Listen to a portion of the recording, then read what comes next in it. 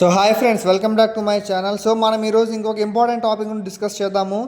So SSC జీడీలో మ్యాథ్స్లో important question అనమాట. So find the sum of all positive multiples of 6 less than 150.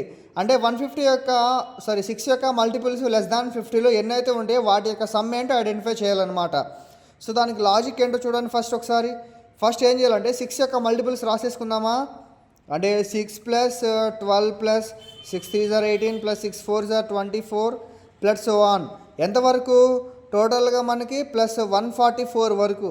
ఆ తర్వాత కూడా ఉంటాయి కానీ మనం 150 లెస్ దాన్ 150 కావాలి కాబట్టి 144 వరకు తీసుకోవాలన్నమాట. సో అన్నిట్లో 6 అనేటువంటిది కామన్గా ఉందా. సో ఆ 6 అనేటువంటిది కామన్ తీసినప్పుడు ఇంకేమవుతుంది, 1 ప్లస్ 2 ప్లస్ 3 ప్లస్ 24 అంటే 6 4s are 24 plus and so on. So 6 into 24 చేసుకుంటే మనకి 144 వస్తుంది అనమాట. ఓకే, నాకు కావాలంటే మల్టిప్లికేషన్ చేసుకోండి. 6 ఇంటూ 24 ఈక్వల్ టు 144. సో జాగ్రత్తగా అబ్జర్వ్ చేసుకుంటే ఇక్కడ సో ఇవన్నీ కూడా 1 2 3 4 5 అండ్ సో ఆన్ 24 వరకు న్యాచురల్ నెంబర్స్ అనమాట. సో న్యాచురల్ నెంబర్స్ అప్పుడు మనకు ఫార్ములా ఏమవుతుందంటే the sum of N natural numbers అన్నప్పుడు ఫార్ములా ఏమవుతుందంటే ఎన్ ఇంటూ ఎన్ ప్లస్ 1/2 అవుతుంది. ఓకేనా, ఎన్ ఇంటూ ఎన్ ప్లస్ 1/2 అవుతుంది. సో 6 ఇంటూ ఎన్ వాల్యూ అంటే ఏదైతే లాస్ట్ టర్మ్ ఉంటుందో అదే ఎన్ వాల్యూ అవుతుంది. ఎన్ అంటే 24 ఇంటూ 24 ప్లస్ 1 డివైడెడ్ బై 2 అవుతుంది.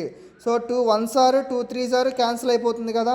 సో 3 ఇంటూ 24 ఎంత అవుతుంది, 72 అవుతుంది అనమాట. 72 ఇంటూ 24 ప్లస్ 1 అనమాట, 24 అంటే 25 అవుతుంది. ఓకేనా, సో ఈ రెండు మల్టిప్లికేషన్ ఎంతైతే వస్తుందో ఆన్సరు అదే ఆన్సర్ అయిపోతుంది.